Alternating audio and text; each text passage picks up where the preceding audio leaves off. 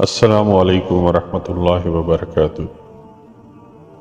Islamic question کے قارئین، آپ کو ایک دفعہ پھر ہم اپنے یوٹیوب چینل کی نئی ویڈیو میں خوش آمدید کہتے ہیں۔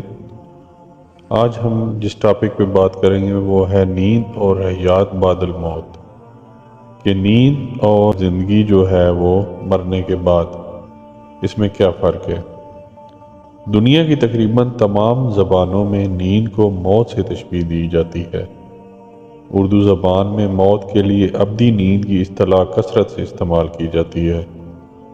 موت اور نیند میں فرق یہ ہے کہ موت کی حالت میں روح کلیتاً جسم انسانی سے علیحدگی اختیار کر لیتی ہے، جبکہ نیند کی حالت میں اگر کبھی جسم کا ساتھ چھوڑتی ہے تو دماغ کے ساتھ اس کا رابطہ قائم رہتا ہے۔ اس عالم میں روح جہاں جاتی ہے اور جو کچھ کرتی ہے، دیکھتی ہے اور سنتی ہے، دماغ کو اس کی پوری اطلاع ملتی رہتی ہے، جو کہ آپ بعض اوقات خواب میں دیکھتے ہیں۔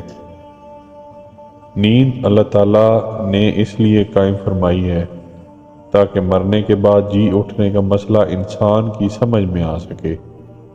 اللہ تعالیٰ کے لیے یہ کوئی مشکل نہ تھا کہ جس طرح بعض انسانی اعضاء مادر بطن میں پہلی سانس سے لے کر دم آخرت تک بغیر تھکن کے مسلسل مصروف عمل رہتے ہیں، اسی طرح تمام اعضاء بنا لیتا لے۔ نیند اس لیے بنائی تاکہ موت کے بعد کی زندگی کا قابل فہم بنایا جا سکے،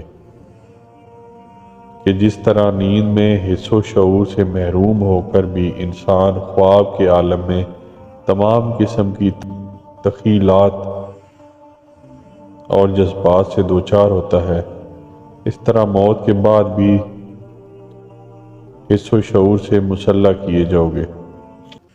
سورۃ الزمر میں ارشاد خداوندی ہے، وہ اللہ ہی ہے جو موت کے وقت روحیں قبض کرتا ہے، اور جو ابھی نہیں مرا ہے اس کی روح نیند میں قبض کر لیتا ہے، پھر جس پر موت کا فیصلہ نافذ کرتا ہے اسے روک لیتا ہے اور دوسروں کی روحیں ایک وقت مقرر کے لیے واپس بھیج دیتا ہے۔ اس میں بڑی نشانیاں ہیں ان لوگوں کے لیے جو غور و فکر کرنے والے ہیں۔ آیت نمبر 42۔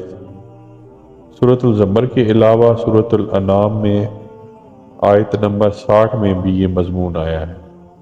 نیند کی تخلیق کا سب سے اہم سبق حیات بعد الموت کی تفہیم ہے، جبکہ عالم خواب میں خوشخبریاں، تنبیہ، امر و نہی وغیرہ اس کے دیگر ثمرات ہیں۔